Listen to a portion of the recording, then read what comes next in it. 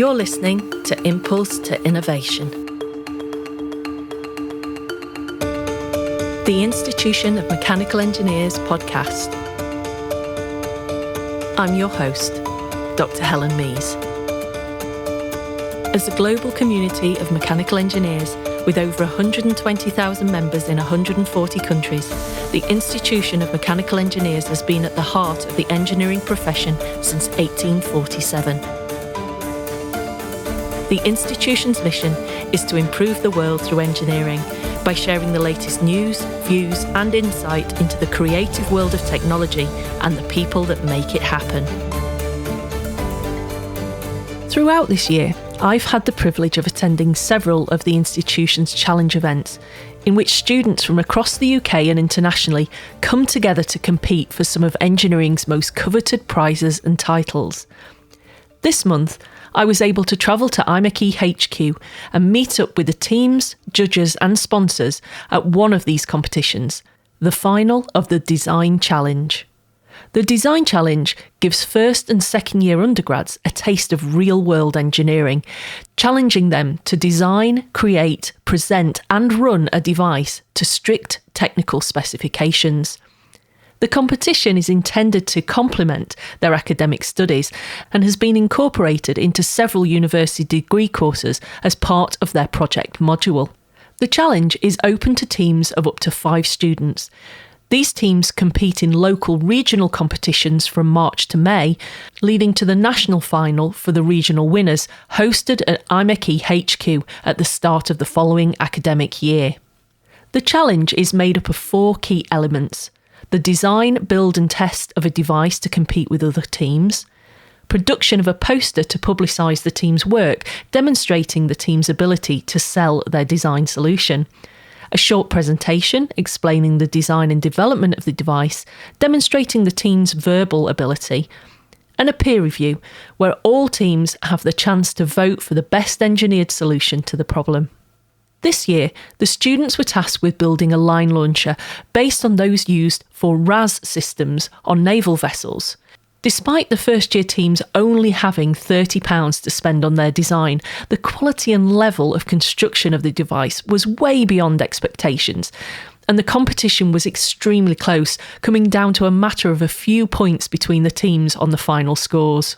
Between the presentations and heats, I managed to chat to Tim Baker, chair of the Design Challenge competition itself, founder of the Design Challenge and chair of the North East Regional competition, David Ball, Bridget Ogwesi, Senior Academic Development Manager at ANSYS UK, and Gianna Pieru, Mechanical Design Placement student from Red Bull Powertrains Limited, and a previous competitor in the challenge.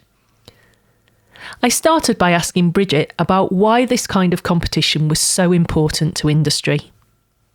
Hi, my name is Bridget Ogwesi. I am an Academic Development Manager at ANSYS. Bridget, thank you ever so much for joining us on the podcast today. It's a real pleasure to have you here. So you're from ANSYS, and what does the company's involvement in this kind of competition, what does that entail? Well, ANSYS, we have an ethos. It's simulation everywhere.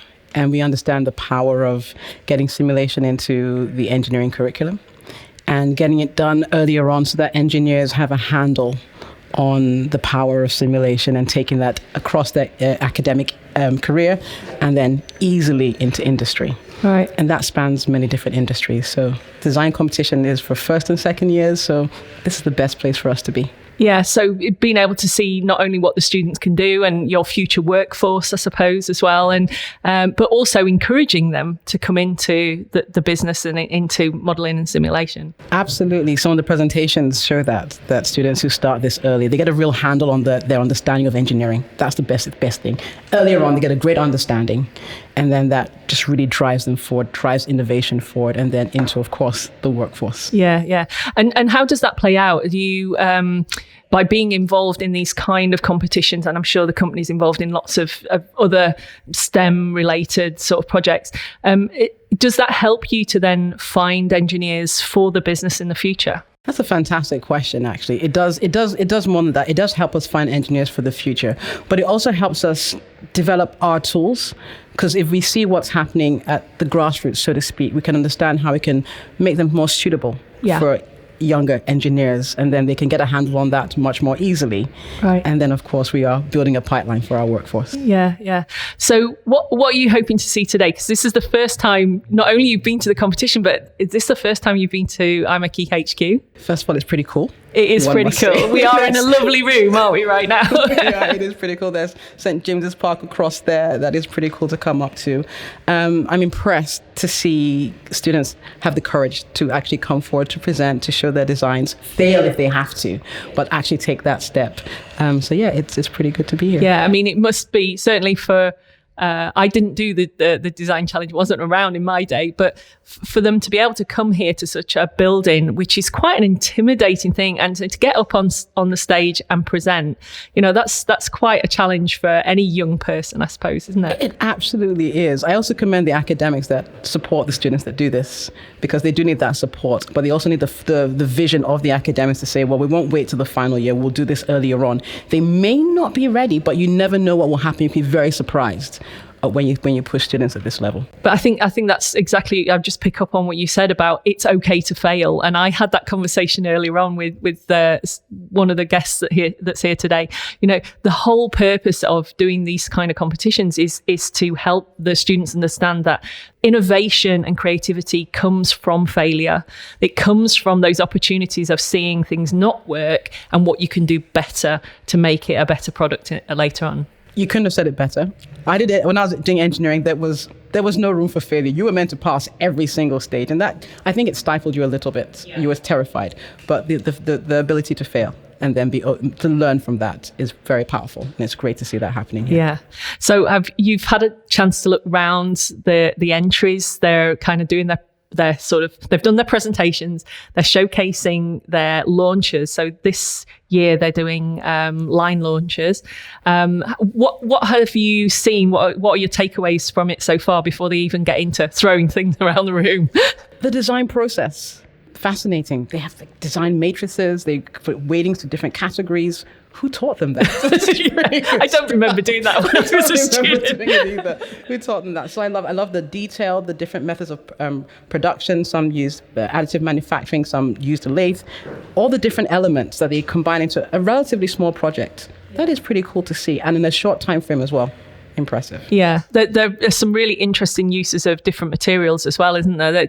There are some that have used laser cut wood, others that have used sort of metal and traditional springs and all kinds of things. Yes. And there's even some 3D printed stuff down there. There has been, yes. And those decisions, that's not an easy thing to do.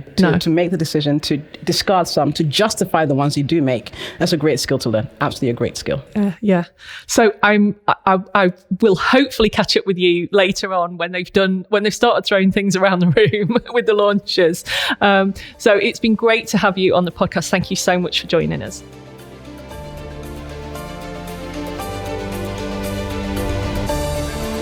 Hi, so my name's Joanna. I'm a mechanical engineering placement student at Red Bull Powertrains, and now I'm back at UCL to finish my studies and then hopefully return back to Red Bull. Joanna, thank you ever so much for joining us on the podcast today. It's a real pleasure to have you here. Now, we talked a little bit outside before, and you actually did the design challenge. Was that last year? Yeah, it was last year. So we were a team of 4 and we won the Greater London Regionals, and we were actually here a year ago around this time. So, yeah. So it must be quite strange, like coming back and just not being part of it, but being part of it kind of thing. Yeah, it's a bit strange having to look at designs and kind of come up with questions to ask the people competing when I know what it's like to be on the other side of things. Yeah. Now, you work for Red Bull Racing, or you've been on your internship, is that right? Yes, I did a year-long placement with Red Bull Powertrains. Yeah, and do you think doing the design challenge, having that experience of like taking part in a competition, being pitted against other universities and things, do you think that helped in any way during your industrial placement? Definitely, especially when you compare it with something like Formula One. It's very similar to what the design challenge is. There's a set of rules. There is designing something from a blank sheet of paper, defending your design in front of experts and finally racing or going to competition like this one. Yeah. It's all very similar. Yeah, so you got quite a lot out of it in terms of your placement. So obviously your year at Red Bull must have been fantastic, because Red Bull have had a great year in Formula One. Yeah, it was. I was lucky. I was in the operations room for the last race of the 2021 season when Max won the Drivers' Championship. The atmosphere and the team was amazing. It was insane. So, I mean, obviously taking that real excitement from that whole year of being in Formula One back to university now, how are you finding going back to kind of the mundane classroom? I'm not gonna lie, it's not the nicest transition back to studying and exams, but I'm actually part of UCL Racing, so I'm leading UCL Racing teams. So I'm kind of back to university, but also kind of doing something similar to what I was doing at my placement. So it's not that far off. Yeah. So you're part of the Formula Student competition then? That's right. Correct. Yeah. That's fantastic. Knowing what you know now, having taken part in this competition, what kind of insight have you been able to impart to the students today? What encouragement have you been giving them? Well, apart from just being part of the design challenge is the first step to being closer to industry. And loads of them were asking me today if I had any tips on how to get on a placement like Red Bull. But honestly, the first step starts here, and they've already done it. But in terms of insight and how to do well in an engineering job like that, what I found helpful was looking back at my time at the design challenge, and what worked with our device was to look back at basic engineering principles and always pick the simple solution and start working from there, because when you try to overcomplicate things, it's just more things that can go wrong. Absolutely, yeah. I think what the students gain from doing this competition is that they realise the complexity that can grow out of just a small problem like launching a ball into the air or climbing a rope, and they don't realise that they need to keep it simple and keep it as straightforward as possible to achieve their goal. I mean, the budget is quite tight on this as well, isn't it? They only get about £20 or £30, I think, for the... Yeah, I think it's £30 for first year, and as second years last year we had £100, and we barely, I think it was like £99 our device that cost in the end. So you have to maximize the budget. And I guess comparing that to go from something where you've only got a few £100 or £100 of money to then millions of pounds working on a race car, that must have been quite an experience as an engineer to kind of suddenly realise that, the amount of money that goes into engineering in terms of producing a piece of technology. Yeah, definitely. But I think they're still very similar in the sense that for race cars, you have all this exotic materials that you use and all these manufacturing processes that cost a lot, but there's still a budget, there's still a cost cap. So within the framework of the competition, there's still a bill of materials you need to adhere to. There's still a budget to keep in mind. It's just the scale of it is very different. Yeah, absolutely. Obviously, you're heading back now to university. Are you hoping to go back to work for Red Bull when you finish your degree? Yes, I've actually already signed a contract with them. So when I graduate, I will be going back as a design engineer. That is amazing. Well, from small beginnings, doing the design challenge, to being a fully fledged Formula One race car engineer, I think is an amazing story. Thank you so much for joining us on the podcast today. Thank you very much. Thank you.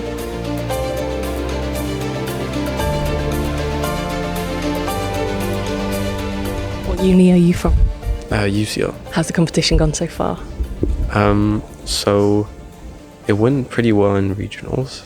It was very surprising. We didn't think we'd end up here. But what do you guys think? I think so far we've only done the presentation, which was surprisingly good, and we also went for scrutineering, which we're very pleased with because we passed the tests and now we are ready to compete. Excellent. So you've managed to hit the target then so far, or are you still waiting to go with yours? We're still waiting to go with ours in the second year competition.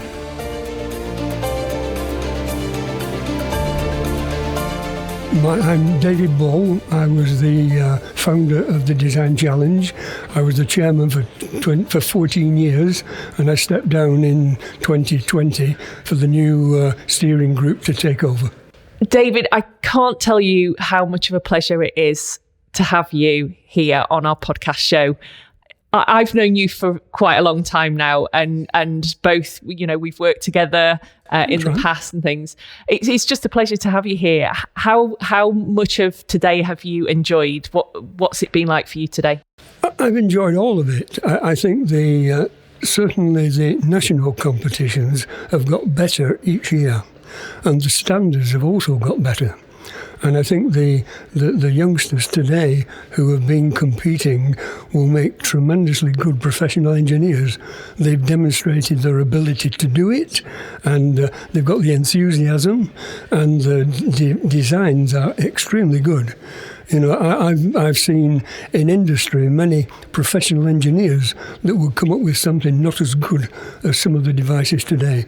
So I'm pleased with it. Yeah, I must admit, we've just been watching the demonstration from the second year team, and it was just incredible. It's a programmable launching device that winds up, builds up its energy, and then launches the ball. It's an incredible piece of electromechanical engineering, really, isn't it? Well, it's.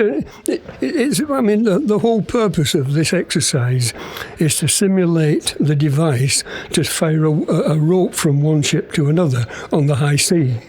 And this is the first year is the first stage of the development.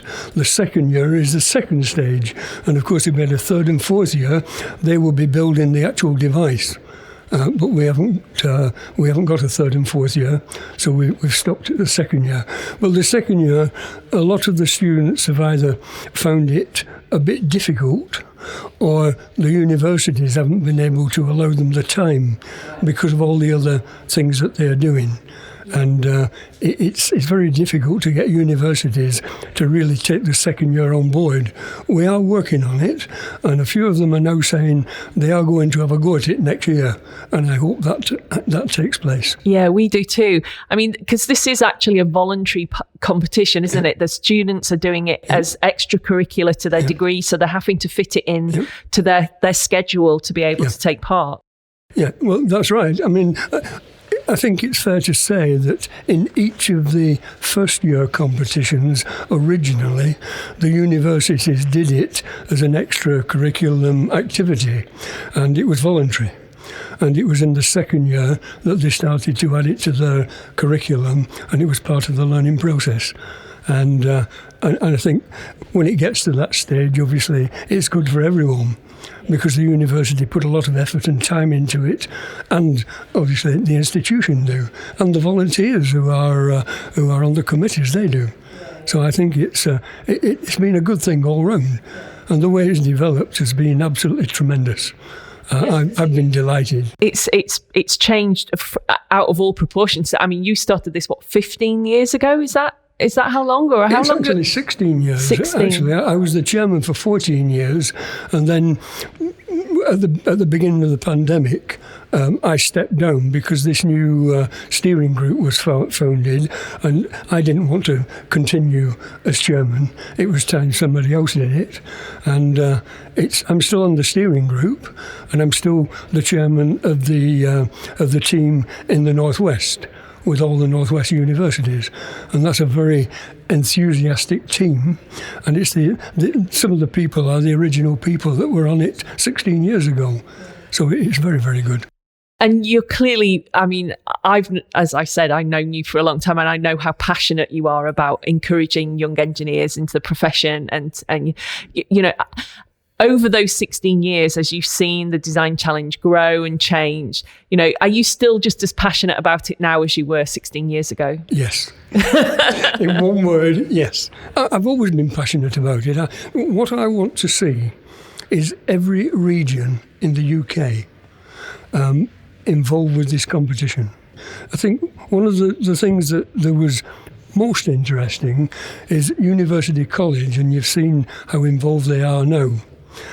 University College, for probably 2 years, I was trying to get them on board. and I had numerous meetings with different people. And they were all very enthusiastic, but nothing ever happened. And then they had a change of head of school, and I arranged to go and see him. And I was doing a one-to-one presentation. And when I was halfway through, he said, "Stop. I don't need to hear anymore. This is what we want. We're on board." And obviously from that moment on, it cascaded down from the top. And they took it on board, and it really is part of the university life in the first year. They're very good and very enthusiastic about it. So it's really about, it's not just about getting the students here today, but it's actually about engaging with the whole process of the education process to get those people who are responsible for teaching the students in and engage with it as well, so that we can drive the competition. Started the design challenge in 2006, and we came up with a very simple car or vehicle that was powered with a tension spring and nothing else. And the students had to design a car using the same tension spring, and the winner was the one that went the furthest distance between two parallel lines and didn't go over the line. And we gave them the spring so that they couldn't use anything else. And it was a simple device, but the enthusiasm and excitement that it generated, it was phenomenal. And the other universities in the Northwest region started to see it, and in a very short period of time, all of them were on board. And it moved there from strength to strength, really. And then the university, the institution started to notice the success of it, and it was agreed that I will visit other regions. So I started visiting the 6 regions that we have on board now, and I met with the head of school in some instances. In other instances, I did presentations and had discussions with them, and we got them on board. And they've been on board now for quite a number of years, and it's, again, part of the curriculum activity. Well, I have to say, David, today I've thoroughly enjoyed sitting and the oohing and the ahhing and the cheers and the boos as these balls have been flying through the air and all these fantastic launches the students have made. It's been really exciting to kind of feel the buzz in the room. I'm really pleased we've been able to interview you today, and it's always a pleasure to see you and just buzz off your enthusiasm. Thank you very much. You're welcome. So what university are you from? Lancaster University. Okay, and how's the competition going so far? A little stressful. Something's happened to our device, but it's a good experience overall, so we're definitely having fun. So what do you think's happened? What's failed? It's to do with pushing the ball into the flywheels for our device. It's not actually firing it, so the flywheels are spinning up to fire it, but it's not getting pushed into them, so it won't actually fire.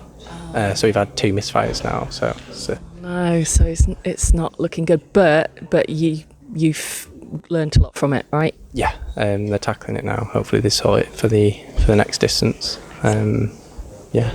I'll keep my fingers crossed for you. So I'm Tim Baker, and I've recently taken over as chair for the IMechE Design Challenge. Tim, it's a pleasure to have you for just a small few minutes before we get back into the room for the final award ceremony. How has today gone? It's been really good. I mean, the competition, the quality of what we've been seeing has been absolutely fantastic. Really, really good. It's great to see everybody together. The sort of the level of detail, the attention to detail of all of the teams is absolutely fantastic. Now, you, as you just said, you're fairly new in the role and responsibility of running the competition, but you've been involved for quite some years, haven't you? What's been your involvement, and why is this competition so valuable? Yeah, sure. So people talk about having a journey, and definitely with what I've been doing, it's been like that. So I was asked to introduce the Design Challenge into UCL as part of their curriculum.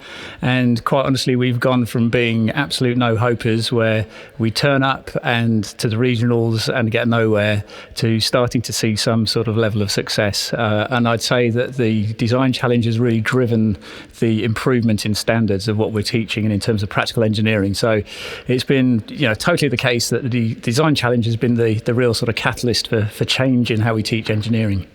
And obviously, from that point of view, you've then gone on to now being, in charge of the competition. So it's clearly something that you're very engaged with. What value do you think it brings to the students in terms of taking part in something like this? And also, what value does it bring to the university? Yeah, sure. So it really just reflects what happens in industry in real life. It's all about problem solving. It's taking a fairly open-ended problem and finding, there's 100 possible solutions, but how do you find the one solution to actually solve the main challenge? And again, it's teaching them how to work in teams. It's teaching them how to collaborate. When they're in a team, they're always going to have conflict. How do they resolve that conflict? It's a mini version of what they're going to see when they get out into industry. Yeah, absolutely.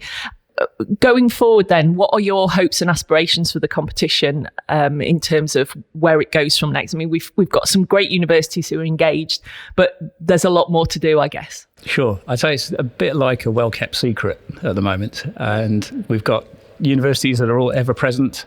It's embedded in the curriculum. They turn up every year, but we want to see more universities across all of the regions taking part.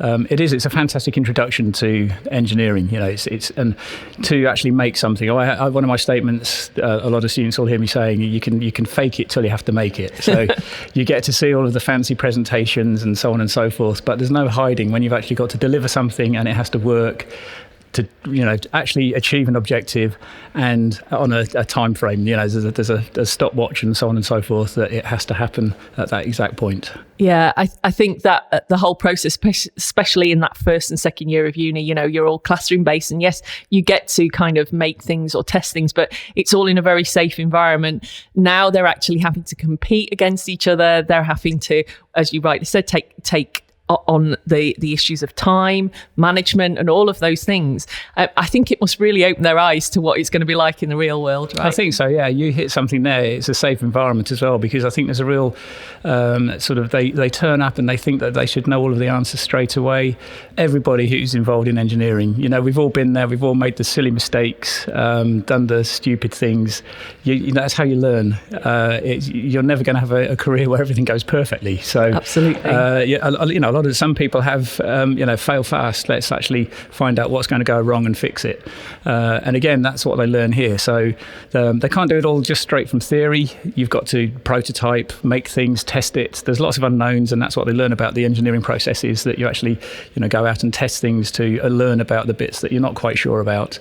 And then you can actually sort of deliver a prototype that you can sort of actually produce. So really, I suppose the message out of us talking today and for those that are listening to the podcast is really, come and find out about the design challenge. Come and find out for what benefit it would bring to your students at your university, and come and get involved. Exactly, yeah. I think it's also important to say, one of the things I want to try and encourage more students to be involved, it doesn't have to be part of your curriculum at university. You can, if you're just a group of friends and you're keen to have a go at something like this, then you can come and join as an extracurricular team and go to the regional finals and hopefully get to the national finals. Yeah, absolutely. I will be out there. Any university I visit now in the next few months, I'm out there telling them that they need to get involved. Fantastic. Tim, thank you very much for sparing the time. I'm really looking forward to getting back in the room to seeing the award ceremony. So thanks very much. No problem. Thanks very much.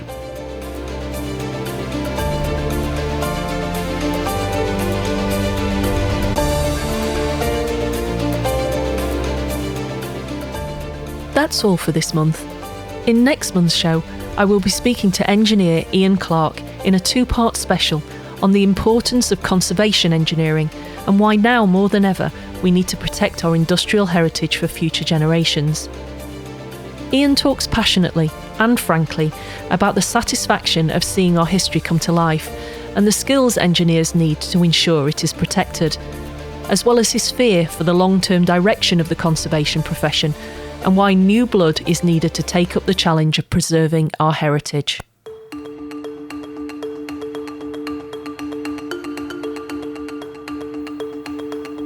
You've been listening to Impulse to Innovation, the Institution of Mechanical Engineers podcast. Thanks for listening.